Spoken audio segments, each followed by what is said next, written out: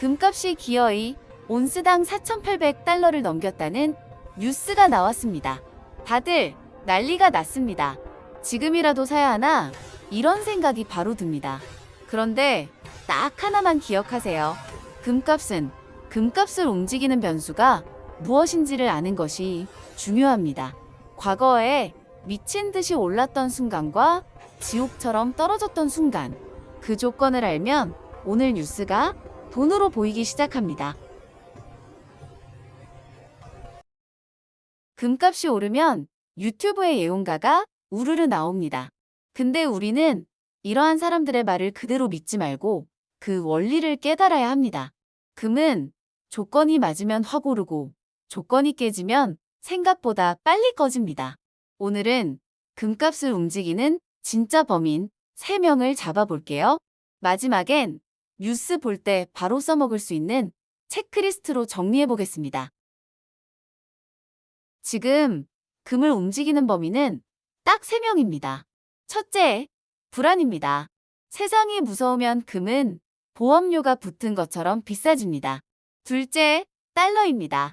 달러가 약해지면 금이 상대적으로 싸 보이고 달러가 강하면 금이 비싸 보입니다. 셋째, 실질 금리입니다. 물가를 빼고 남는 진짜 이자라고 생각하면 됩니다. 진짜 이자가 올라가면 금은 가격이 하락하고 이자가 내려가면 금은 가격이 오릅니다. 이제 역사를 보겠습니다. 1980년, 2011년, 2020년, 그리고 2013년의 급락, 마지막으로 2026년 지금. 연도는 다르지만 금이 폭발하거나 무너질 때의 공기는 꽤 비슷했습니다. 제가 그 시기마다 어떤 상황이었는지를 설명해 드릴게요. 자, 그럼 한 장면씩 뜯어볼까요? 먼저 1980년입니다. 그때는 투자라는 말보다 생존이 먼저였어요.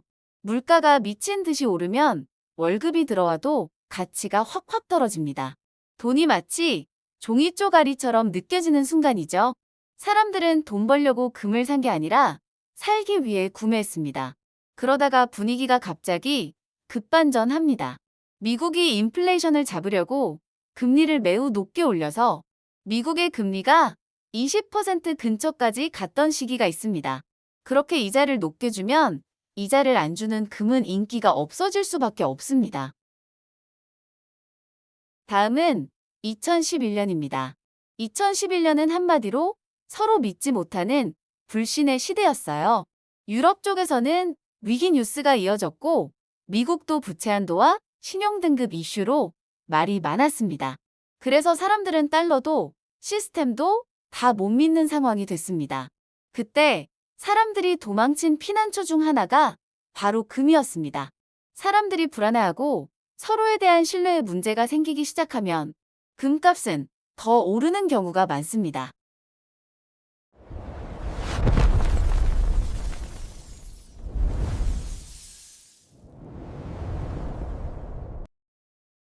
여기서 진짜 중요한 장면이 2013년입니다. 영원할 것 같던 금값이 와르르 무너진 순간이죠. 2013년은 금이 1년 즉 연간 기준으로 약 28% 하락했습니다. 특히 4월에는 이틀 만에 200달러 넘게 빠지는 급락이 있었습니다.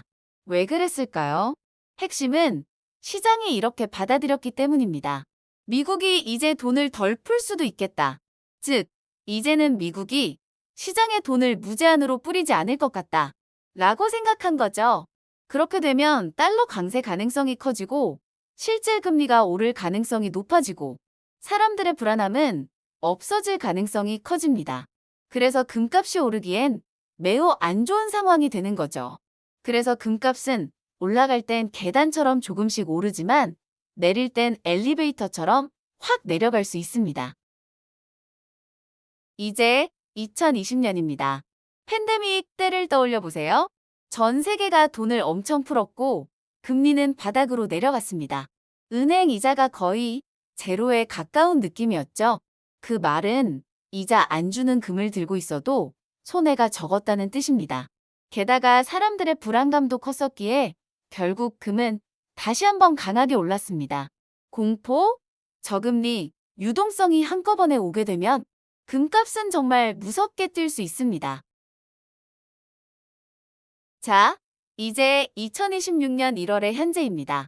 이번 랠리에서는 특히 중요한 포인트가 하나 있어요. 이번에는 개인만 산 게 아니라 큰형님들이 샀다는 점입니다. 여기서 큰형님은 국가, 그리고 중앙은행입니다. 세계금협회 자료에 따르면 중앙은행은 2024년에 금을 순매수 기준으로 1045톤이나 샀습니다. 또 세계금협회는 2025년에 글로벌 금 ETF로 연간 890억 달러가 순유입됐고 보유량이 4025톤까지 올라갔다고 정리합니다. 이 말은 즉 장기적으로 꾸준히 수요가 있을 수 있다는 신호입니다. 금값의 바닥을 이 큰형님들이 지탱해주고 있다는 의미이죠.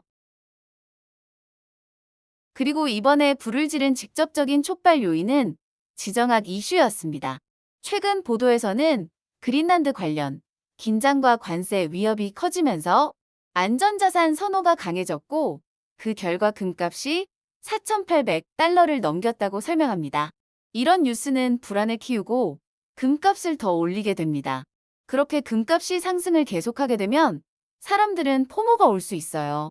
포모, 즉 나만 이런 금값 상승에 소외될까봐 걱정하게 됩니다. 그래서 지금 금의 상승에는 사람들의 불안과 정책 리스크, 달러에 대한 심리, 그리고 포모가 만든 추가 수요가 섞여 있다고 볼 수 있습니다. 이제부터 뉴스 볼 때 딱 4가지만 보시면 됩니다. 첫째, 세상이 여전히 시끄러운가? 전쟁, 제재, 관세, 외교 갈등 같은 뉴스가 늘어나면 불안 프리미엄이 커질 수 있습니다. 둘째, 달러가 약한가?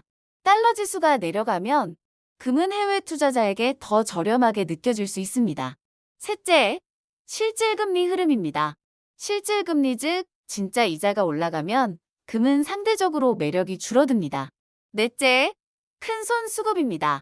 중앙은행과 ETF 등 기관의 흐름이 이어지면 금은 수요가 단단해질 수 있습니다.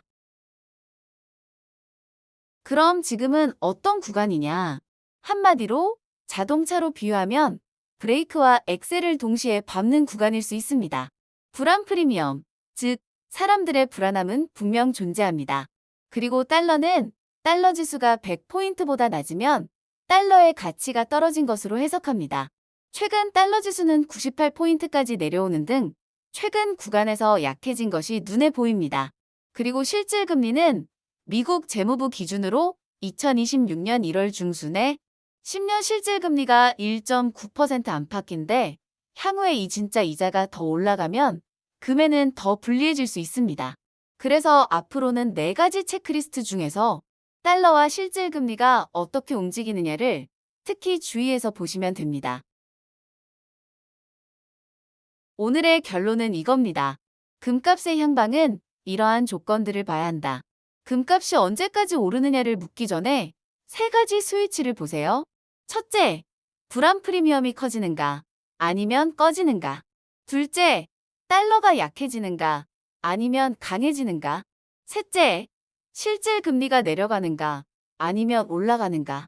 이 스위치가 꺼지면 금값은 내려갈 것이고 스위치가 켜지면 금값은 다시 올라갈 수 있습니다.